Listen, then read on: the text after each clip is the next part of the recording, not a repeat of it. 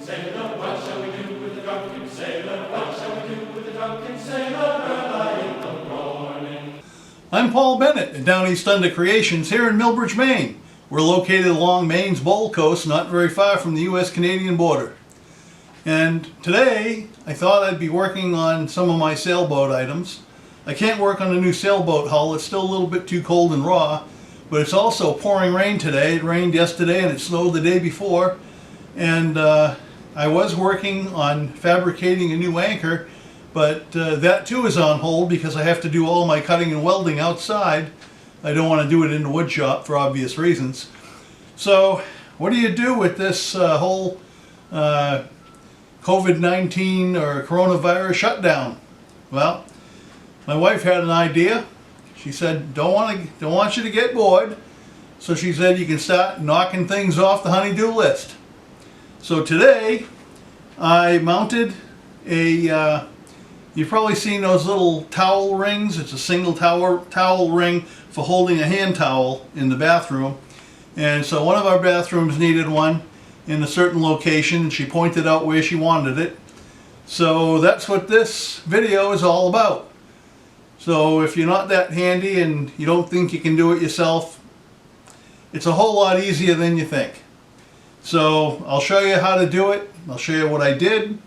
And so if you're feeling up to it and you want to install one of these in your bathroom, then you'll find that you can do it within just a few minutes and with a minimum amount of tools. So stay tuned and please hit the like button and subscribe and share and all that good stuff. That really helps me out in making these videos and I appreciate it. And please check out my Patreon page. So stay tuned and thanks for watching. I'm going to install this. It's called a modern towel ring, a single ring towel ring. And you've probably seen plenty of these around. And the installation isn't all that complicated. And it's supposed to go right in this vicinity.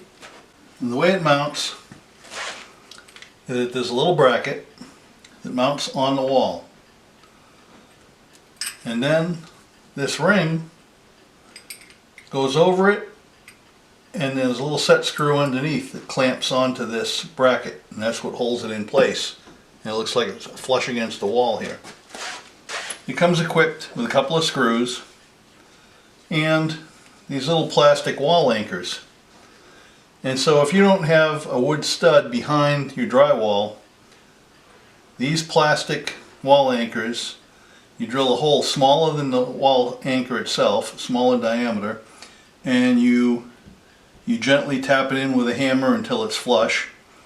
And then what happens is when the screw goes into the plastic wall anchor, it expands the edges of the wall anchor so it grips the drywall. But I want to have it in a stud if I can because that gives a much sturdier installation. I'm going to use an electronic stud finder to find the location of the stud behind the drywall. I know it's in this vicinity because I have some switches right here, and I know the box for the switch box is connected or screwed into the stud. When I use the stud finder, when all the lights are lit, that means I'm at the edge of the stud.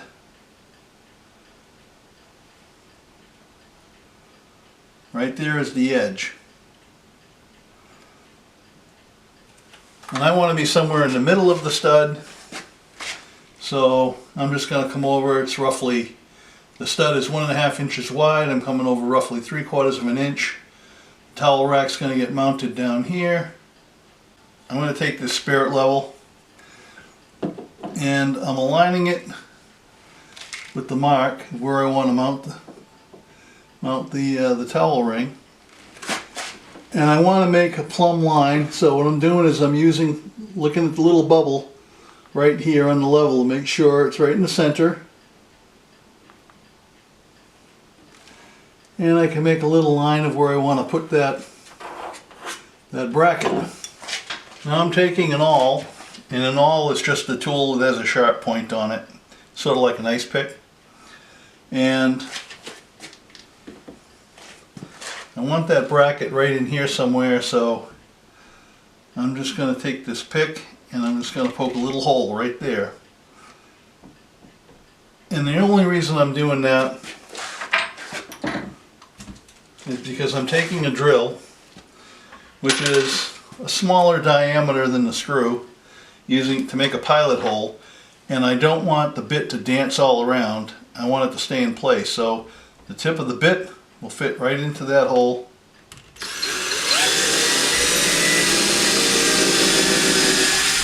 And I just drilled right into the stud. I could feel it. Now I'm taking one of the screws and putting it through the bracket. And this bracket can go either way, it doesn't matter. I'm going to put it in the hole. I'm not going to drive it all the way. I'm going to tighten it by hand, but this saves me a little time. You see it's still loose? Okay, now what I'm going to do is I'm going to locate the next screw right down here, and I can see the line. I'll do another pilot hole.